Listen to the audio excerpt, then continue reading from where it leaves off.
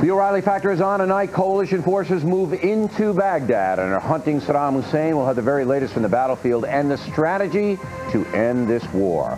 With the defeat of Saddam imminent, how is the Arab press reporting it? We'll tell you.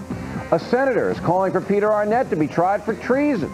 And a list of people who may pay for their behavior during the Iraqi conflict. Caution. You're about to enter a no-spin zone. The Factor begins in 90 seconds.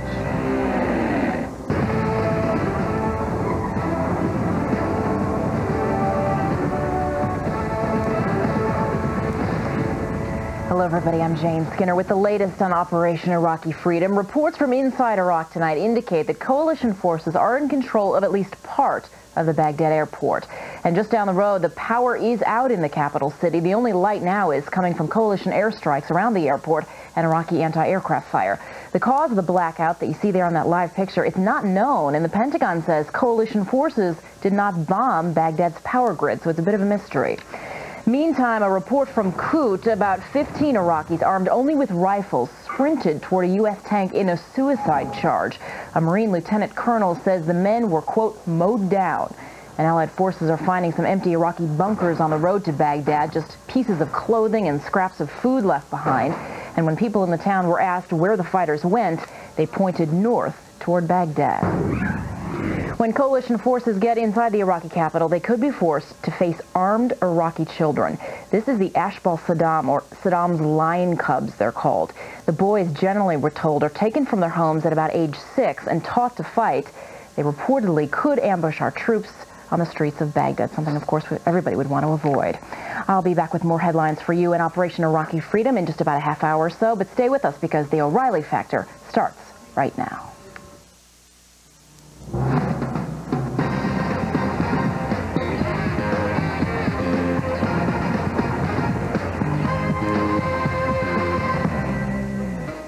Hi, I'm Bill O'Reilly. Thanks for watching us tonight. We have a very lively broadcast for you this evening, beginning with the absolute latest from the Iraqi battlefield, and that is the subject of this evening's Talking Points memo. Baghdad being bombed right now. Coalition special forces are inside the city, hunting for Saddam and his lieutenants. There is also shooting inside the city, which is dark right now. Power is out. U.S. commanders say the Iraqis pull the power themselves.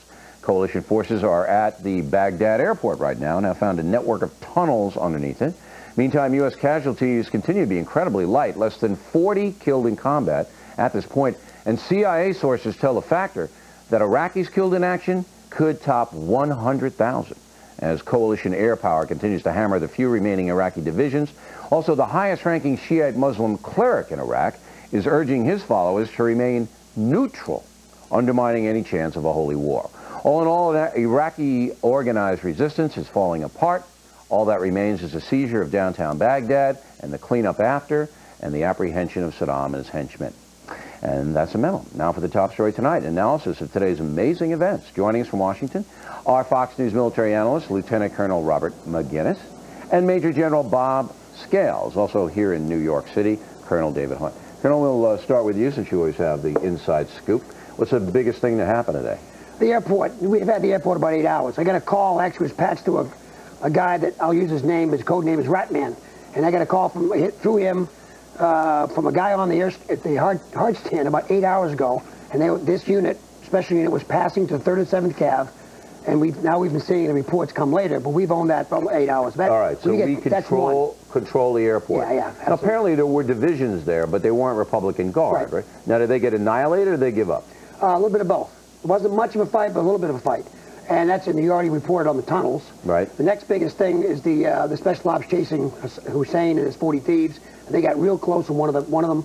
They interrupted a meal. They didn't get anybody. There were a lot of shots fired. Haven't got him yet, but they're getting awful close. What is this tunnel stuff underneath the airport? Did they describe what that is? Yes, they did. They had Republican Guard units there already, but it's a backup command center. Backup command center, right? And it was a way for the Republican Guard guys to get out or to hide VIPs. And there's tunnel complexes, as others can tell you, are everywhere in the city. That's one of the reasons we're going. They get tunnels everywhere. That's why we're going, which is where a lot of people think Hussein is on life support somewhere. He's on a tunnel. We're going to go to Colonel McGinnis. And by the way, the Saddam International Airport, we believe, will undergo a name change pretty soon. All right, Colonel McGinnis. Now, you have some information about Saddam. What is that?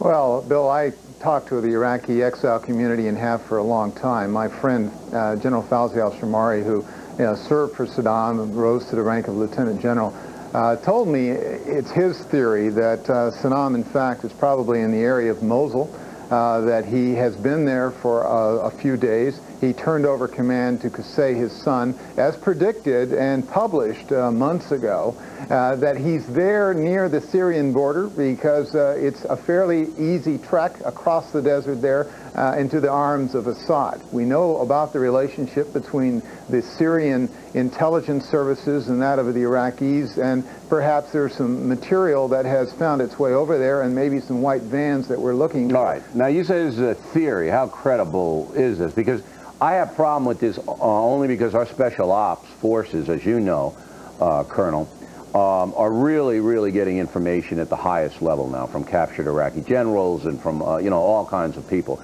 It would just strain credulity that they wouldn't know where he is, that he could get out of town and nobody would know. Well, keep in mind, Bill, the people that guard Saddam Hussein are the Special Republican Guard and about 5 different paramilitary groups that are focused on him exclusively. A general in one of the 23 divisions outside of Baghdad is unlikely to know where Saddam Hussein is. No, but you know what I'm talking about. You're going to move a guy like that, people are going to know inside Baghdad. It's going to be very hard to do that it's not Osama bin Laden, where you're out in the middle of nowhere, you got caves all over the place, and I mean, this is, a fairly sophisticated city where people talk. So what I'm going to ask you is, this is a theory that you heard, do you believe it? Well, I tend to believe, because I've been given very credible evidence that's been verified over the last year by some of these sources. So, it makes as much sense. Keep in mind, why would you have the information minister every day, spouting his lies? Because you're dead or hurt. If he didn't have a gun to his head, Bill. And also, Tariq Aziz, the same thing. They would fly to Jordan if they knew that Saddam Hussein and his real henchmen were not going to be there to take care of him. So, that's the sort of argument that I mean, look, we can hypothesize all night long. Yeah. It's just that, and I don't believe for a second that Syria would take Saddam Hussein. I mean, that would just be inviting Donald Rumsfeld, who doesn't really like him anyway, to take some action against Syria. General Scales, what do you think was the most important thing to happen today and why? I think the most important thing was to capture the airport.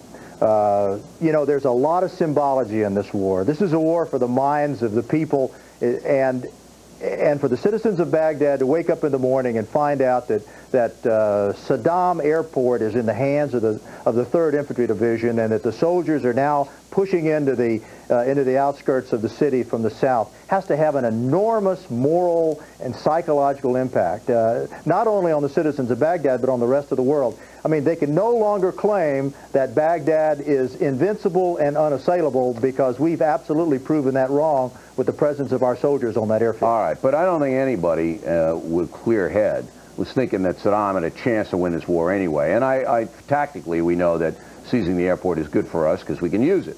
But the big battle, General, is now in Baghdad. Right. And now we're hearing that there's a debate, let's put it that way, inside the Defense Department and the Pentagon to basically say whether we go in there aggressively or pull back. What would you do if you were in command? Well, there are really 2 options. No, General. Okay, I know the options. I want to know what you would do if you were in command. All right, I tell you what. First thing I would do is take my time.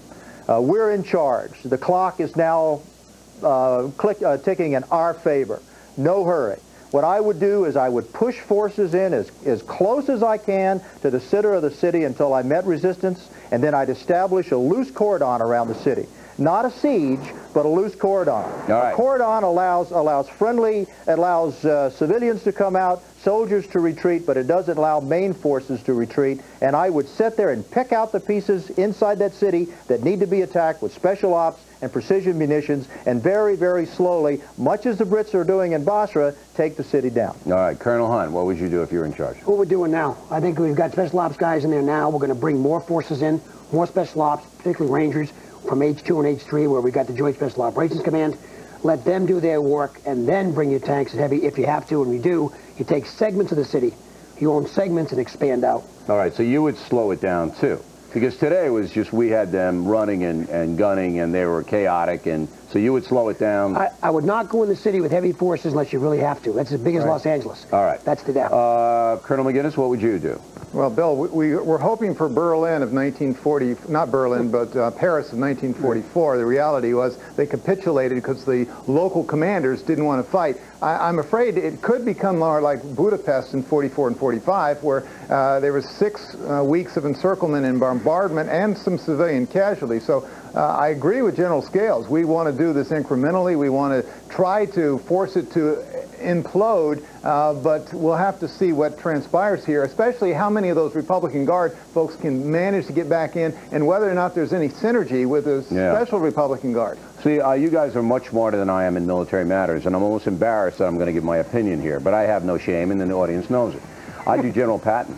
I go right in. I mean, I think you got these guys chaotic. I think you got them on your heels. I don't think they know what they're doing. I think you break them tonight, tomorrow morning. You go in, you splatter them all over the place.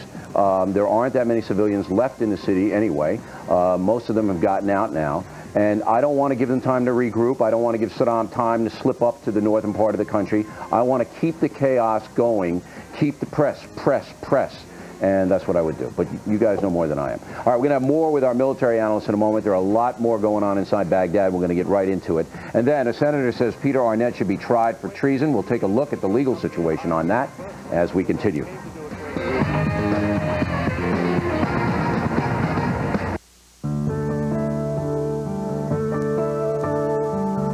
There comes a time to call it a day.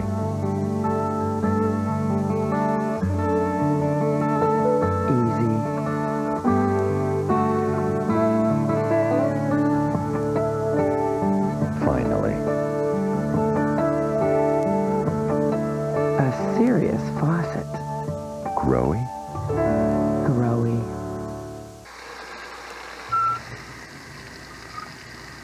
If you've been investing in money funds, you've probably noticed your yields have slowed to a trickle.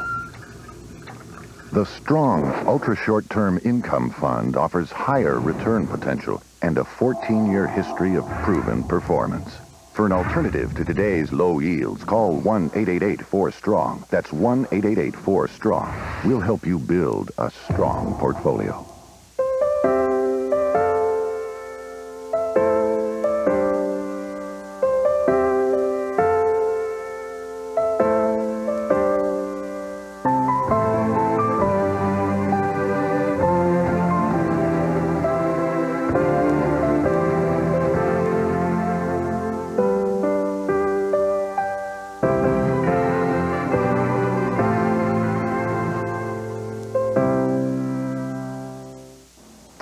Continuing now with our lead story, the siege of Baghdad underway at this hour. Analyzing the situation for us are Major General Bob Scales and Lieutenant Colonel Robert McGinnis. They're in Washington.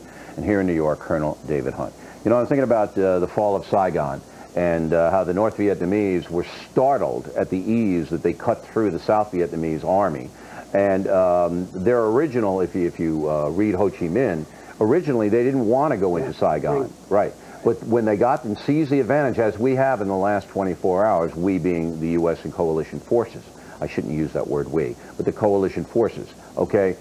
You just got to push them to the wall. I think that's what most military tacticians believe. Oh, nothing. Look, the tactics are like, let's say, elbows. Everybody's got them, okay? You get very good points. A very aggressive movement by mechanized infantry.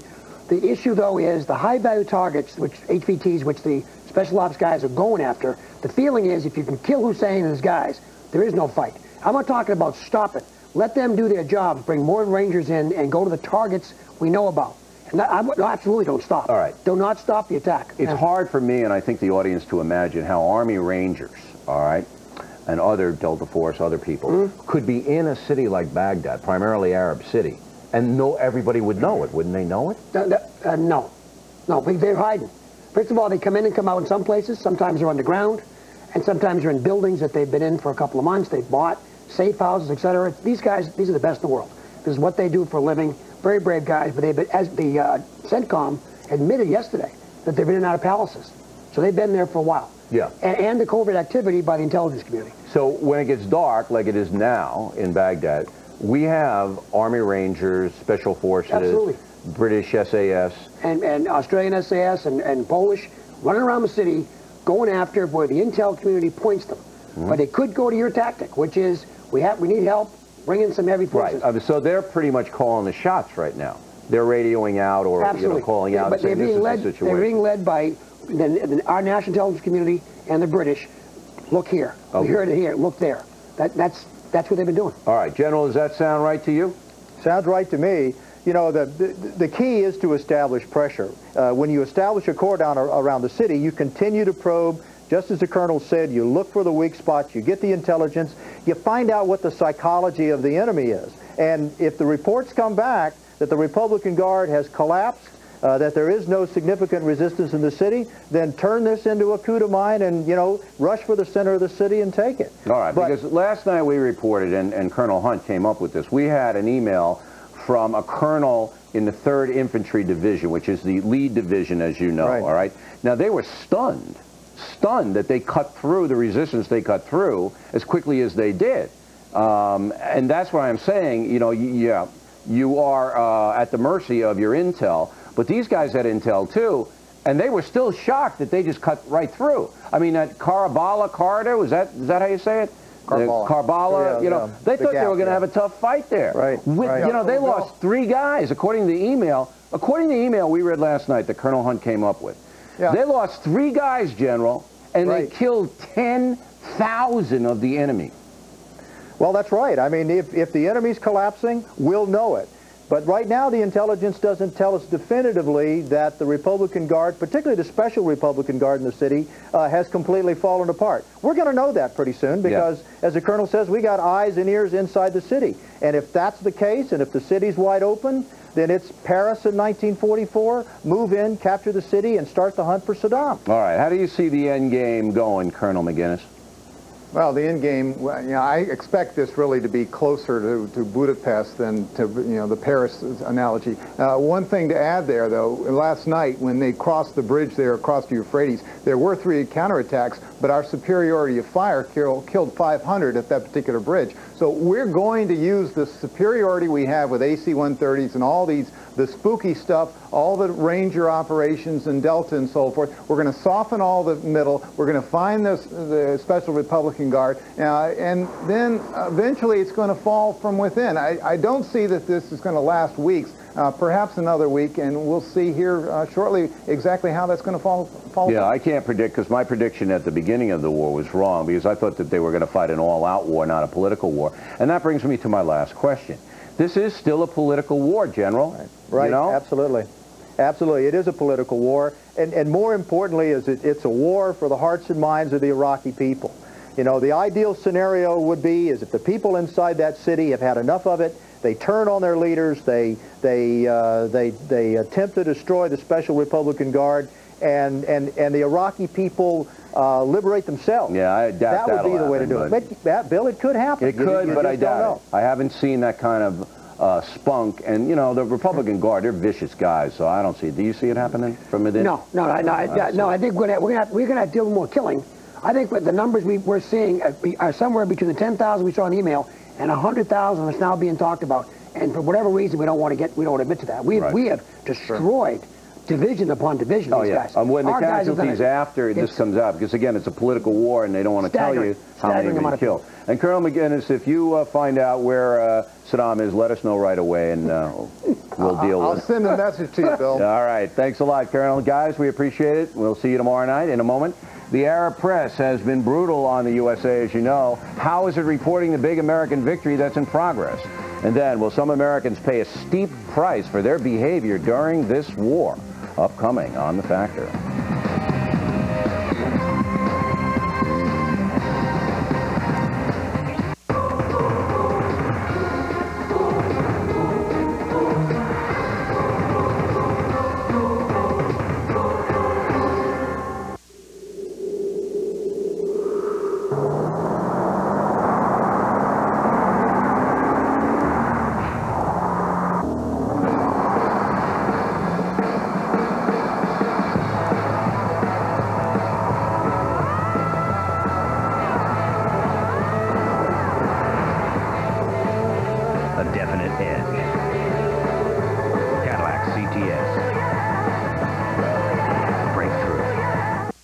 Discover the value. Coral calcium, only $7.50. Discover the selection. Glucosamine chondroitin, only $7.35. Discover the quality. Natural vitamin E, only $2.95. Discover the convenience. Natural vitamin C, only $1.15. Discover the best way to buy the finest quality vitamins, minerals, and herbs right from home at incredible 70% savings. CoQ10, only $4.80. Discover Puritan's Pride, America's #1 shop-at-home vitamin catalog. Saw Palmetto, only $2.90. Over 4 million people nationwide trust the Puritan's Pride catalog for all their vitamin needs. Noni juice, only $8.95. Call now. Call now. Call now for your free 70% off Puritan's Pride catalog and discover the smart way to buy vitamins. Ester C, only $4.65. All Puritan's Pride products have a 100% one-year money-back guarantee. What are you waiting for?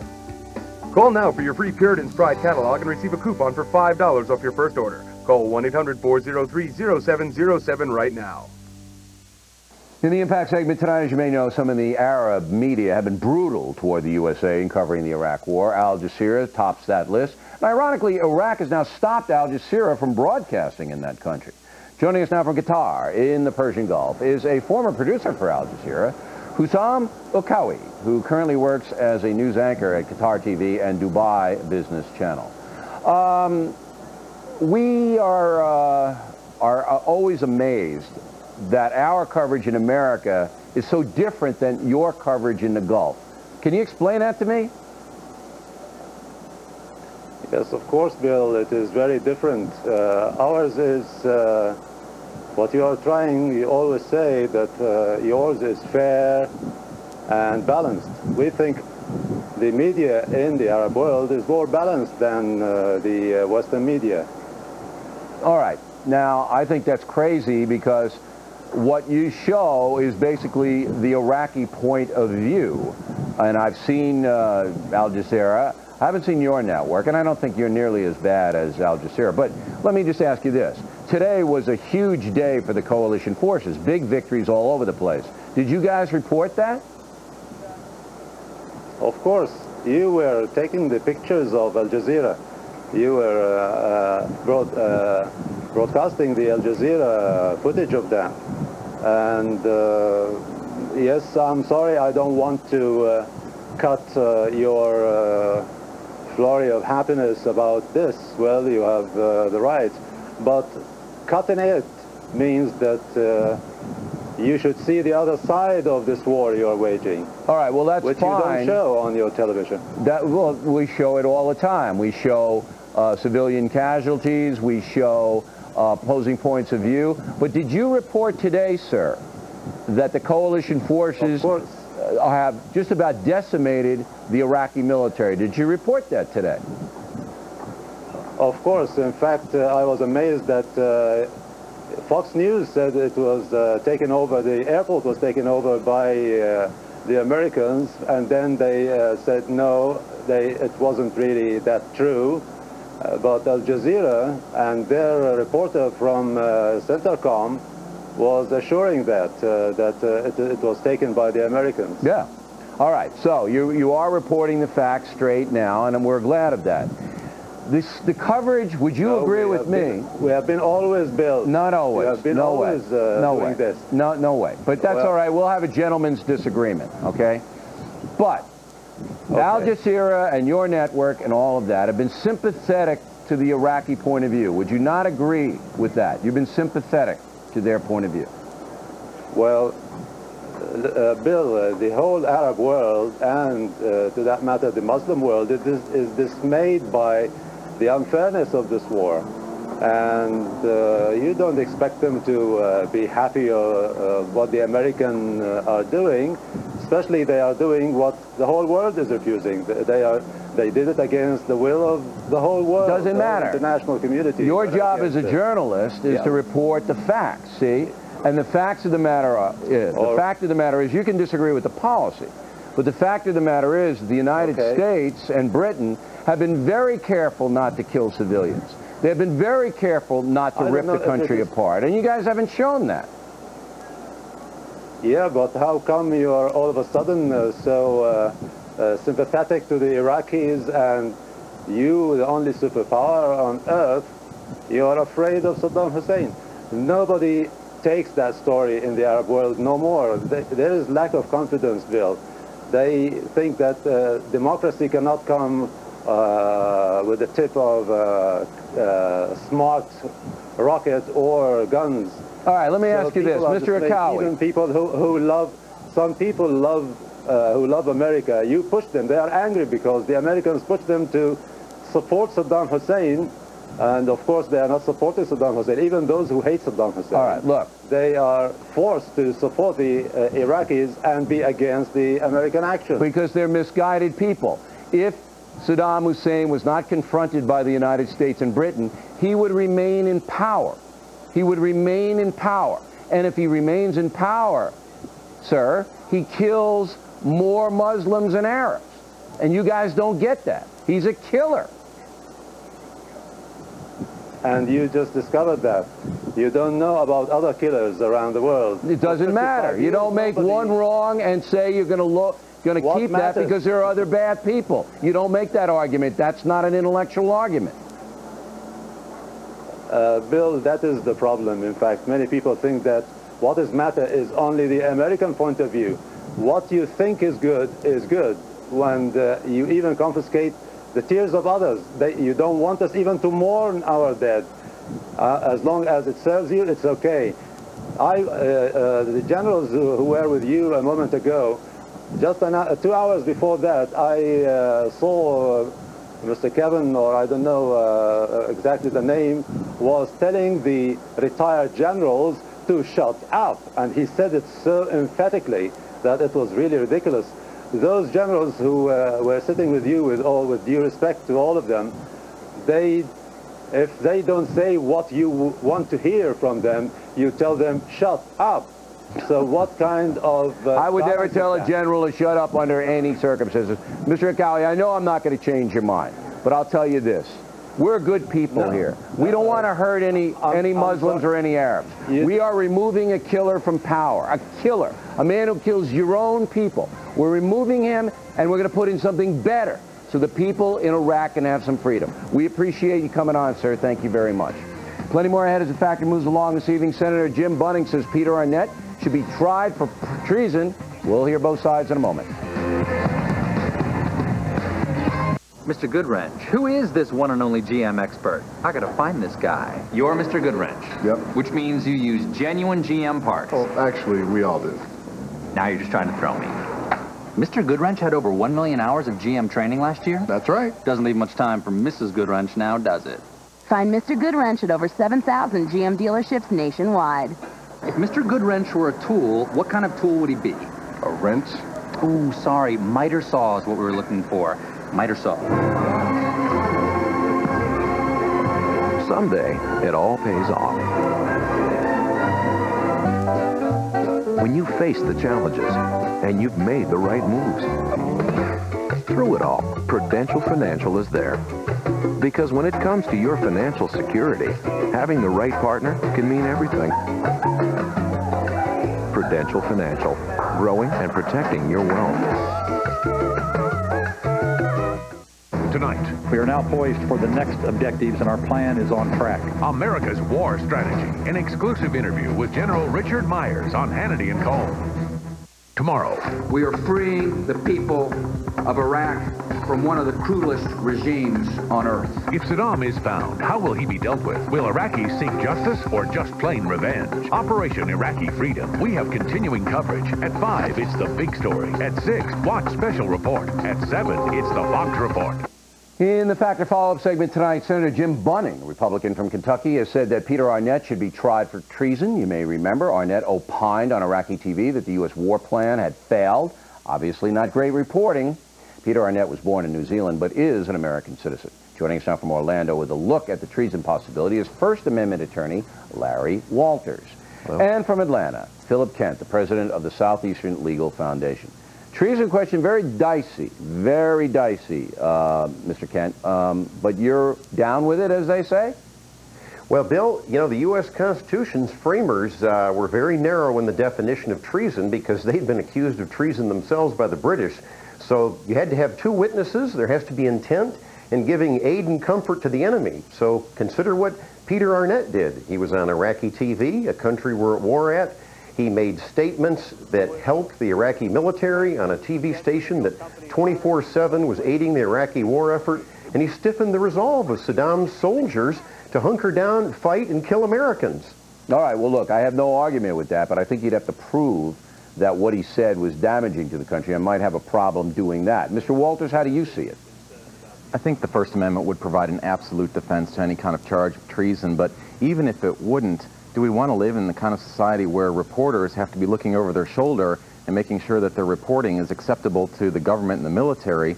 Otherwise, they're tried for treason. You know, that's exactly what we're trying to change about Iraq. All right, we're yeah, but there's a little bit dissent. more to it than that. You're not spinning, but you're not including everything. By going on the enemy's television network, all right, the enemy being Iraq, Arnett stepped out of his role as a reporter commentator and into his role as a provocateur. And I think that he did give aid and comfort to the enemy, and I'll tell you why, Mr. Walters, and I want you to address this question specifically. If people believed Arnett in Iraq, they might fight a week longer. He said the war plan is failing. That gives encouragement to an army fighting against the coalition forces. False encouragement, because Arnett was wrong. He's a dunderhead. But encouragement nevertheless, that could be conceived as aiding and abetting. Well, here's the problem with that. I'm not sure I understand what the significance of his appearing on Iraqi TV is. They use it as propaganda. They use it to bolster the morale of their army. You've got a bunch of TV stations reporting the same kind of stuff all over the world. Well, what do you, Mr. Walters, you must be crazy. They got one station, one and one only in Iraq. One. I'm talking about... yeah, but we're talking about Iraq. All over the world. We're talking about Iraq now. That's why I wanted to keep it very specific. This is an Iraq problem. He helped the Iraq government, which is fighting the United States and Britain. So he did help them. That could be considered in a time of war treason, sir. Well, if Al Jazeera had reported the same thing, would that be treasonous? No. Well, Bill, can I give you two quick cases? All right, let Mr. Kent come in. Go ahead, Mr. Kent. Bill, let me give you two quick cases that will emphasize your point.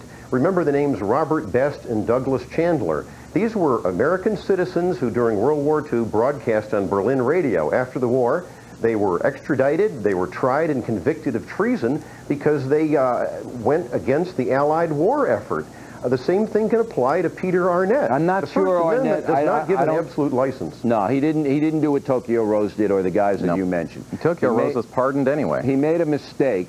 He made a mistake, but I do agree. I wouldn't try him. Bunny wants to try him. I wouldn't do it. I don't think we need to do it. But I mean, Mr. Walters, you have to admit that was a horrible, terrible thing for Peter. Oh, it was an error in judgment, no question about it. And I'm sure he's learned his lesson at this point, but I'm not sure it rises to the level of criminal treason. All right, but I don't think he's learned his lesson because judging from the things that he's saying and the people he's working for, he just signed on with Greece Television, which is the most anti-American TV network in Europe. I'm going to give you the last word, Mr. Kent. Would you really hang Arnett if he came back here? Would you really put him in jail?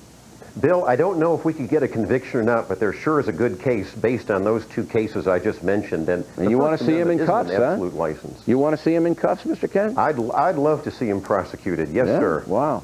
All right, gentlemen, we appreciate it. Thank you very much. When we come back, other Americans may also be in trouble because of their posture during the war. Michelle Malkin and Dick Morris will name names, and some of them might surprise you. In just a few moments as the Factor continues.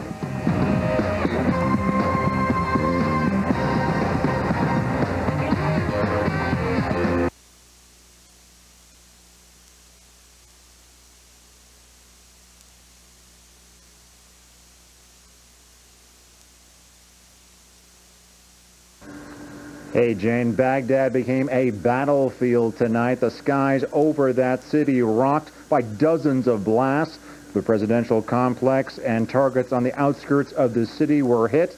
Electricity in Baghdad also knocked out for the first time since this war began. Central Command said the United States didn't do it, some suggesting that the Iraqis did for strategic or propaganda reasons. This as the fight by coalition forces to seize control of Saddam International Airport just outside of Baghdad continuing. Fox News now saying that at least a portion of the airport is now under Allied control. While resistance is said to be relatively light, there were running battles with big Iraqi casualties with troops before they arrived at the airport. Finally, Iraqi President Saddam Hussein made an appearance again on state television today. He was seen meeting with his top officials, including Vice President Taha Yassin Ramadan. It is not known when the scenes were shot. In a later statement attributed to him, he said he would have liked to have protected his people from evil. Now his nation faces danger. Jane. Greg Palcott and Amman, thanks very much. Hannity and Colmes is coming your way at the top of the hour, about 25 minutes or so, and their guest tonight, Chairman of the Joint Chiefs of Staff General Richard Myers. Stay with us. For years, people have been telling us that a long-distance call is so different from a local call that it has to cost more money. They both look like apples to me. That's what's great about the neighborhood. You can get unlimited local and long distance for one low monthly price. So every call from home is the same. That's some fresh news. Get 50% off your first month in the neighborhood. Call 1-800-JOIN-MCI before May 1st. How'd you get the new bike? We have this rule. You have to put a quarter in the jar anytime you lose your temper. So, my dad has a crummy old computer. No, no, no, no!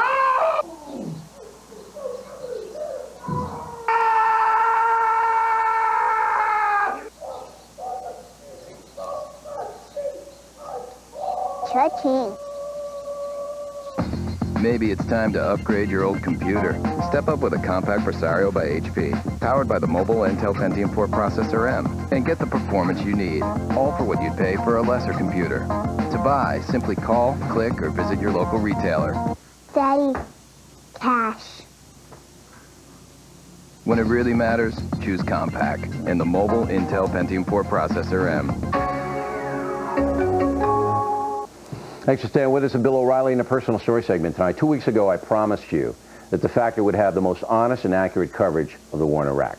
I believe we have come through on that promise, and thank God our analysis has been right most of the time. Others, however, have been dead wrong, and some people have actually hurt the USA with their statements and reports, as you saw with Peter Arnett. Should those people pay a price after the war is over, and who are they? We asked columnist Michelle Malkin, who joins us from Washington, and Fox News political analyst Dick Morris here in the studio to come up with some names. And Michelle, we'll begin with you because you're much better looking than Morris and much smarter than he is. Boy. And everybody wants to see you and not him. I didn't have to do this show. Yes, you did. You knew that. All right. First on your list, Michelle, is Vicente Fox. Explain that. Yeah, well, it is all about accountability and consequences, Bill, and I would put Vicente Fox at the top of the list of those who need to be accountable for leading the coalition of the backstabbing. We've got to have 3 strikes you're out for these fair weather friends like Vicente Fox. In the immediate days after September 11th, let's remember Fox's reluctance and ambivalence to voice support for the U.S. when it was trying to rally global support for the war on terror. Fox is also someone, strike 2, who refused to send troops to help with Operation Enduring Freedom in Afghanistan. And even the Axis of Weasel members, France and Germany, sent troops in that effort. And then, of course, strike 3, when the U.S. was looking for support for the so-called second resolution before the UN, Fox again withheld his support for his great friend, George Bush. Yeah. You don't think Bush is going to do anything to Fox, though, do you really? Well, you know, we'll see. I think it's going to be a lot harder for Bush to support things like amnesty for Mexican illegal aliens, as he was doing before September 11th. All right, the second one you have is Jean Chrétien, who's on his way out in Canada. But, I mean, what are we going to do to him? Well, again, you know, I think it's a matter of accountability, and even in his waning days, the Canadian government is going to be pressing for things like freer, faster trade across the northern border, and I think it's going to be very difficult for us to say yes to that. You know, here is somebody who is primarily responsible, has to be held responsible for fomenting anti-American demagoguery at the highest levels of his own government, liberal MPs and ministers in his cabinet calling us bastards, calling us the gang of war, And then even down to the lowest levels in the Canadian society. Most recently, just earlier today and this week, reported that Canadians were booing American kids. We got that on it. We're going to have that. Thank you for bringing that up. We're going to have the children and the coach on tomorrow to what you're talking about. All right, I'm going to give you one more, then we'll go to Morris. I've never heard Morris be this quiet this long. All right, now this name is going to really be controversial. Peter Jennings. So what's your problem with Peter? Oh, I think my problem is the same problem that millions of Americans who had tuned into his broadcast have had, which is, you know, we expect to get straight news from somebody here in the U.S., not from somebody who basically is essentially serving as the U.S.-based correspondent for Al Jazeera. Well, let me stop you there. I mean, I need you to back it up, because what I've seen of Jennings, and I've watched, because I'm a friend of Jennings, and I had a lot of radio calls about him. He's skeptical. He's skeptical. But I haven't seen him, you know, do anything other than be skeptical. He's skeptical of the war effort, obviously. I think it's more than that. I think what you see as skeptical, I think most American viewers see as sneering. Everything from his spinning of and hyping in the most positive light of the anti-war protest, the thuggery that's going on here, to his selective interpretation of polls, to, I'll give you a specific example of a story he did. While everybody was talking about, else was talking about the brutality of the Saddam Hussein regime, he was touting artists and writers in Iraq who were marching in support of Saddam's defense of the homeland. Excuse me? I think he's going to pay. All right. We'll see. Let's go now to Morris, and you have at the top of your list the entertainers. That's, you know, I thought you, because you're a political guy, I thought you'd go to politics, but you put Michael Moore, Susan Sarandon, Tim Robbins, Martin Sheen, and the Dixie Chicks as your number one to going to pay a price. Well, they're dependent on our ratings, and I hope that nobody ever watches The West Wing again. Really? Well, this guy has been arrested dozens and dozens of times. Martin Sheen, you're talking Martin Sheen. And he's so far over left. West Wing's a terrible show in terms of what the White House is anyway. But I think it's time, and I think it will be time, that these actors and actresses who basically ask us for our support, our patronage, our money, our ticket sales, and then dump on our country in an incredible way, I think are going to pay a price. Yeah, that's interesting. All right, now the LA Times and the New York Times, I have been very, very harsh, particularly with the LA Times. What do you think is going to happen to those papers? I think that all institutions in our society that have made their living sowing distrust of the government are going to pay for it after the war is over. Because the message of this war is we can trust our government. We don't incur civilian casualties. They won't mislead us about the war. They won't lie to us about what they're doing in Iraq. And I believe that when people look at what's going on in the war that they see on TV and then read the New York Times, the LA Times, and follow some of the network coverage, there's a disjuncture between reality and coverage. No question about it. I mean, all of you pick up the Times and it says this and this and this and this. No, you think you were reading about the Ballon of Stalingrad, right? Exactly. I mean, it was crazy. And it's so rare, Bill, that somebody actually witnesses reality and then can compare it with what they're writing. Those of us that are in politics always witness it and always see how distorted it is. Turkey is your third, right? Yeah, Turkey is the biggest loser. France is going to be hurt. But Turkey got $35 billion of an IMF loan, and they want $16 billion more. We've given more money in the IMF to Turkey than to any other country. And France hindered the war effort by stopping the resolution. Turkey stopped our troops from marching. Yeah, they hurt us. That's and as a result, we are now attacking Baghdad. But we have Colin Powell over there giving them $1 billion now. Well, the real thing they're going to need is $16 billion to stabilize their currency. Their currency is going to be wallpaper. All right. Now, Michelle, I'm going to give you 1 minute, and then we're going to end with Mars. You have Colin Powell on your list, which is very surprising to me. You think he's going to pay a price? Well, I think he should pay some sort of price and ultimately will. I think what this whole episode did was solidify his reputation as a dove. Remember, he is somebody who opposed initially Gulf War I, and back in the fall made a lot of reluctant noises about Operation Iraqi Freedom before it was initiated. Now, of course, he did do a widely praised and universally praised job when he gave his briefing at the UN, but, you know, let's remember where he was initially and that he had to be dragged.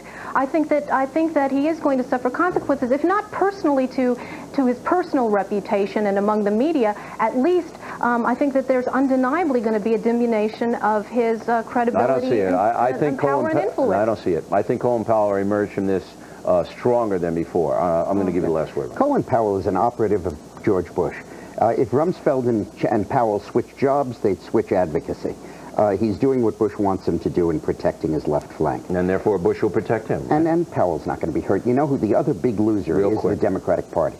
Yeah, Don Dash. Because Nancy Pelosi the other day predicting thousands of not deaths. Lieberman and Edwards. Kerry calling for a regime change in the U.S. You're ready. But not Lieberman and Edwards. No, Lieberman and Edwards going to come out of this stronger. All right, Michelle, thanks very much. Always great. And Dick Morris, I hate to admit it, but always great. We appreciate it. Next on the rundown, we'll update the battlefield situation for you. And then country singer Travis Tritt will be here to weigh in on those Dixie Chicks in a moment.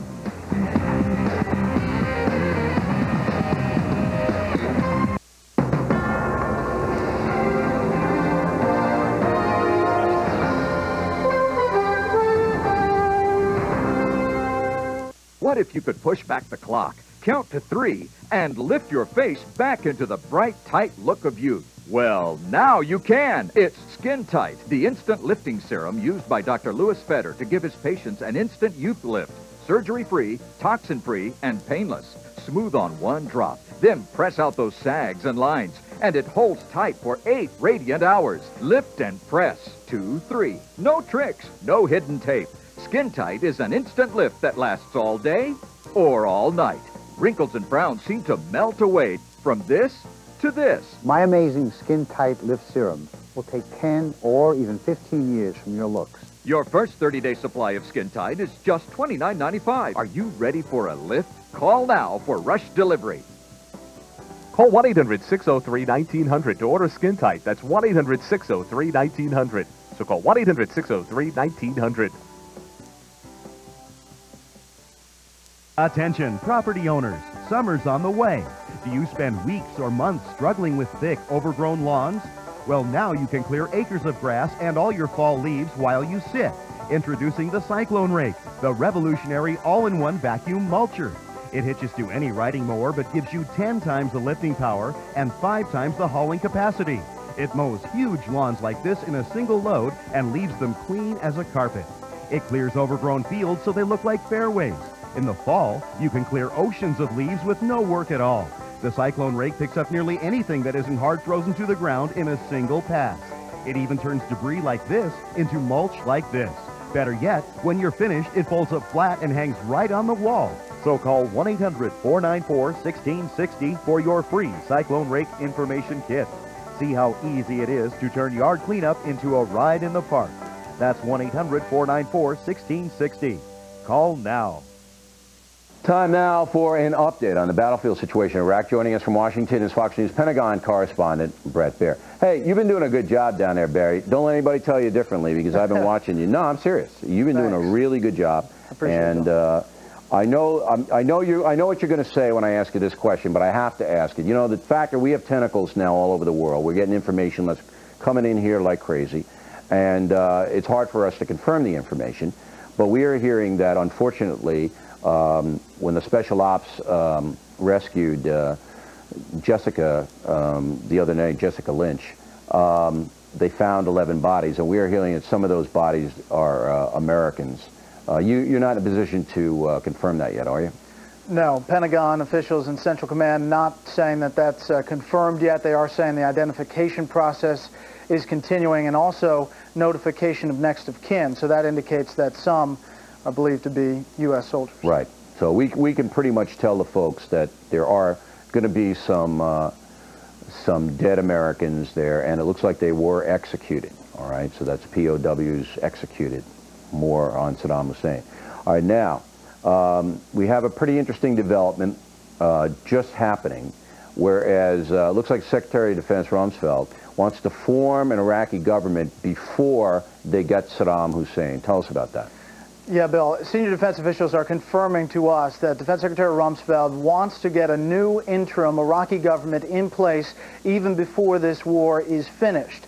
There are memos that have gone forward. They're called snowflakes here at the Pentagon, essentially memos from Rumsfeld's desk that come out. He is now advising the president and telling the president that that's what he wants to do. Get this Iraqi National Congress is the choice here at the Pentagon, but there is debate across the administration, and it is causing tension, we're told, in the administration that others do not want this to happen. But Secretary Rumsfeld wants to get this interim government in place even before this war is finished. All right, so what we're going to do overnight is we're going to try to find out who some of the names are in this government. We'll get them on the factor as quick as we can. All right, Brad, we're going to let you go to bed. Thanks very much. We appreciate it as always. And now we're going to get down to Atlanta for the back of the book segment. And you remember the Dixie Chicks enraged many Americans when lead singer Natalie Maines said, quote, "Just so you know, we're ashamed of the President of the United States." Is from Texas. She said that to a London audience. After that controversy, record sales for the Chicks went way down. There have been some demonstrations against them. Now, we offered a forum to Ms. Maines to explain the situation, come on a factor and talk to you. And she said no way, which was a very foolish thing for her to do, with all due respect. Joining us now from Atlanta is country singer Travis Tritt, who sees things a bit differently than Ms. Maines and knows her and knows the situation. If I were Connie Maines, just for my own image, I would come on this program and other programs and say, look, here's what I meant. I'm sorry because you did issue a statement, but that's not good enough. Why isn't she doing that? Well, you know what? I think one of the reasons that this whole statement was made and the things that were handled the way that they were has a lot to do with, first of all, the age of Natalie Maines. She's a fairly young person. She's probably not ever spent any time following politics, following foreign policy, following this administration at all. It's very easy when you're in an entertainment position to get caught up in the moment, and obviously she was overseas, and the statements were made. The fact is, I think had she just come out and said, look, I'm very young, I never really have followed politics. Sure. I was overseas, I was in front of an audience that were chanting a lot of anti-American slogans. I pandered to my audience. I really didn't know what I was talking about, and I'm sorry for that. But here's what I don't understand, Mr. Tritt. All right, you're a country music guy. She's country that's crossed over a little into pop, but primarily country, all right? You know your audience. Oh, yeah. She knows her audience. She's from Texas, all right? Oh, yeah. She knows where she grew up, who the folks are, and she knows that the folks are not going to sit for that. So, yeah, she made a mistake. Yeah, she's young. Yeah, she doesn't know what she's talking about. But now she's back here, surrounded by so-called advisors, managers, agents, publicists, and all that nonsense. Nobody can whisper in her ear and say, look, go on the Factor, go on the Today Show, throw yourself on the mercy of the court. Americans love a redemption story. You guys sing about redemption stories all the time. Quite frankly, Bill, that's exactly what she should be doing, in my opinion. I think, and I said this as soon as the statements were made, I said, look, after the apology came out, the best thing that she could do to show contrition is to say, hey, look, we'll go, and not only are we saying that we're sorry, but we'll go and we'll play some military. There you go. We'll go out and do some And I bet you'd go right with them, wouldn't you? Because you are a very strong supporter of the military. I'm already doing that. As a matter of fact, we're part of a Spirit of America tour that's actually going around right now. Entertainers across the country from every different genre are visiting military bases across the United States and just basically going in. I wanted to get the message out about not only military men and women, what they go through every time they turn on their television and they see these entertainers who supposedly speak for all of us, ranting against the war and that sort of thing. I wanted to make very clear to the American public just what their families go through when they listen to that type of stuff every single time that they turn on their whatever media that they watch or listen to. Right. And these are people, God bless them. I have had the privilege of working with numerous organizations over the past 11 years. I was the chairman and spokesperson for the Disabled American Veterans Association for 3 years. I've served with numerous VA organizations over the years, and I've had a chance to really meet military people and their families and see what they are and how remarkable these folks are. And you know, the fact is that every single time that they turn on their televisions and they see these things, it just piles that much more stress up on top of something that's already extremely stressful. And the shame of it is that 70% of Americans support this effort, and more than that, support the troops. I'd say 85% of Americans. Hey, Mr. Truitt, we respect you. We know you're doing a lot of good. We hope the Dixie Chicks or their people are watching tonight, and they get with you, and they get with you, and they go out and help the families, and we appreciate it very much. Thank you. Thank you. Next, we will wrap things up with the most ridiculous item of the day, and we're also going to tell you how you can help the families of the killed in action Americans in Iraq. We're going to tell you that as well. We'll be right back.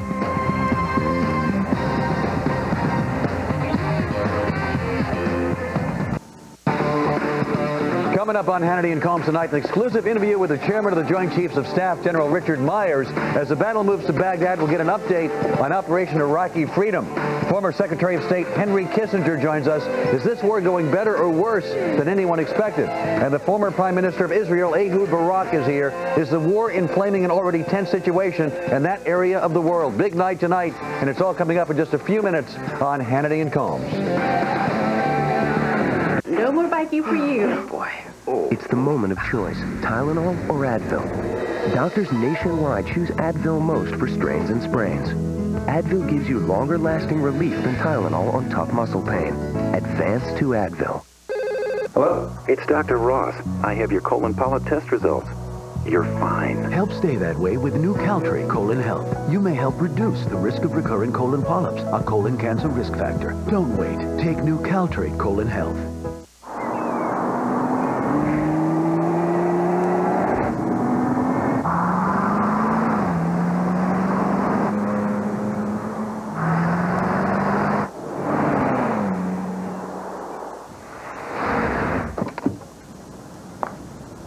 The perfect accessory for your right foot. Cadillac CTS. Breakthrough. Time now for the most ridiculous item of the day. We have been telling you the No Spin Zone paperback has been climbing the New York Times bestseller list. It was number 8 last Sunday. This Sunday coming, it'll be number 3, and the following Sunday, it will hit number 1. Thank you all very much. I'm especially pleased because this drives the New York Times just nuts. And if you think I'm being ridiculous, listen to this. My 2 books, The O'Reilly Factor and The No Spin Zone combined, have sold well over 2 million copies. 2 million. Yet the New York Times has not reviewed either of them. So who's being ridiculous? Finally tonight, the Mail. Big reaction to our analysis that the LA Times is grossly unbalanced coverage of the war. Craig Schaefer, San Pedro, California. O'Reilly, what's your problem with Scheer's article? His facts are correct. You should try to become a better human being. There are no facts in Scheer's column, Mr. Schaefer, just opinions, terribly misguided opinions. Tom Calvel, L.A. Robert Scheer should be ashamed of what he has written. Equating the American Revolution with Saddam's homicidal regime is inexcusable. G.S. Barriger, San Diego, thank you, Bill O'Reilly, for bringing this to our attention. We have canceled our Times subscription. Sally Redowell, La Quinta, California. Bill, I had a call from the Times to see if I would subscribe. Boy, did that fellow get an earful. I told him that would be the last thing on earth that I would do. Albinko Hasek, Clinton, Connecticut. Mr. O'Reilly, you are not God. Excellent observation, Mr. Hasek. Nina Nguyen, Orlando, Florida. If I was a refugee from Vietnam, and I'm grateful every day for the freedom I currently have, for those against the Iraq War, I ask, have you ever thought about the hundreds of thousands killed and tortured under Saddam? Adnan Shamat, Damascus, Syria. Bill, you are ignorant. You should learn more about Al Jazeera. It is not unfair like Fox News. Duke Anderson, Italy. I watch Al Jazeera over here, and I can tell you, they make it a point to show bad things about America constantly. They never show good things. Ramon Meyer, Mexico. Bill, the reason there's so much anti-American sentiment here is that we have been educated to distrust the United States. The government wants this attitude because you have true freedom and we don't. John Resin, Galway, Ireland. O'Reilly, please remember there are many people in the world who love Americans. Do not take seriously these left-wing organizations trying to tear you down. John Baxter, Saskatoon, Canada. Hey, Bill, it's comforting that people can get a healthy dose of comic relief from people like you. Let's change the No Spin Zone to Patsy for the Bush administration. It doesn't have a good ring to it. Adams Burns, Merseyside, England. I have to watch the Factor cover the war because most English coverage makes me sick. Douglas Garman, Flagstaff, Arizona. Since O'Reilly doesn't let anyone talk or answer questions, why doesn't he just do a one-man show? And E.J. Bombas, Columbia, South Carolina. Bill, What's wrong with dreaming about Steve Doocy? He's funny and precious. You know, EJ, I think you're right. Doocy is kind of precious. So is the website, www.foxnews.com/O'Reilly. Now listen, you go into our website, we have a hookup for BillO'Reilly.com. You can also go to BillO'Reilly.com on your own. Bill O'Reilly, one word, no apostrophe. On our website, BillO'Reilly.com, we have listed organizations that are helping the families who have soldiers killed in Iraq, all right? We've got a lot of questions about that. You can check it out for yourself. We're not saying one's better than the other. We're giving you the organizations that do exactly that. They help families who have lost people in the Iraqi war, all right? That's on BillO'Reilly.com. You can go to our website and click on over, and we have lots of good stuff on our website as well. Then you can email us with 50 comments, O'Reilly@FoxNews.com, O'Reilly@FoxNews.com, name and town, if you wish to opine. That's it for us today. Thanks for watching The Factor, Radio Factor every day. Hannity and Combs next. General Richard Myers. I'm Bill O'Reilly. We'll see you again next time, and remember, the spin stops here. Welcome to Hannity and Combs. I'm Alan Combs. Joining us from the Pentagon, the Chairman of the Joint Chiefs of Staff, General Richard Myers.